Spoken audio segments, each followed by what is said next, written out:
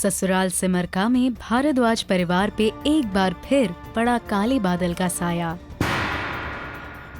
एक बार फिर रुक नहीं रहे सिमर के आंसू।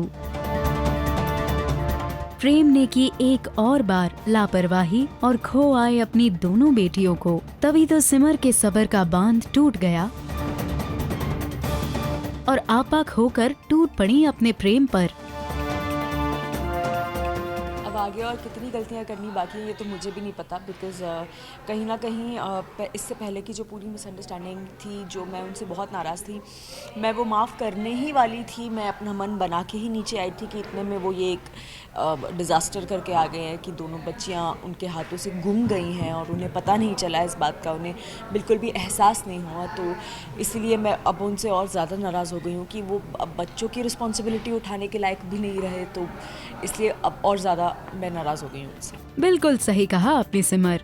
इस पर आपके प्रेम का क्या कहना है, वो भी सुन ले जरा। जी, as I said, she has all the reasoning, मतलब जो भी है वो जस्टिफाइड है, क्योंकि मैंने उनको एक खेल में हार दिया और मेरे रीजंस जो भी थे, मेरी सिचुएशन जो भी थी उस टाइम, मैं परिवार की खुशियाँ वापस लाना चाहता था। लेकिन सिमर को ऐसा लगता है कि कुछ भी हो जाता मैं उनको दांव पर नहीं लगाता। शायद वो अपनी जगह ठीक भी हैं जो वो कह रही हैं, लेकिन उस टाइम दिमाग ने साथ नहीं दिया और मैं उनको हार भी गया। तो जब वो मुझे ये बात कहती हैं कि मैं अच्छा पति साबित नहीं हुआ तो ठीक है, लेकिन आज उन्होंने ये भी कह दिया कि मैं अच्छा पिता साबित नहीं हुआ, क्योंकि मैंने मेरी बच्चियाँ मेरी लापरवाही की वजह से कहीं ना कहीं किडनैप हो गई।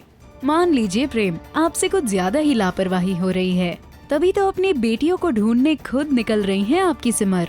आई think the only solution is कि अब मैं किसी भी हाल में खुद बाहर जाके उनको ढूंढूंगी या किडनैपर्स को पैसे देने जाऊंगी, मुझे नहीं पता, बट खाली तो नहीं बैठी रहूंगी, इतना तो पक्का है। हम तो बस यही चाहेंगे प्रेम कि आप अपनी लापरवाहियों से सबक सीखिए और जल्द से जल्द सिमर के साथ मिलके अपनी बेटियों को ढूंढ लाइए।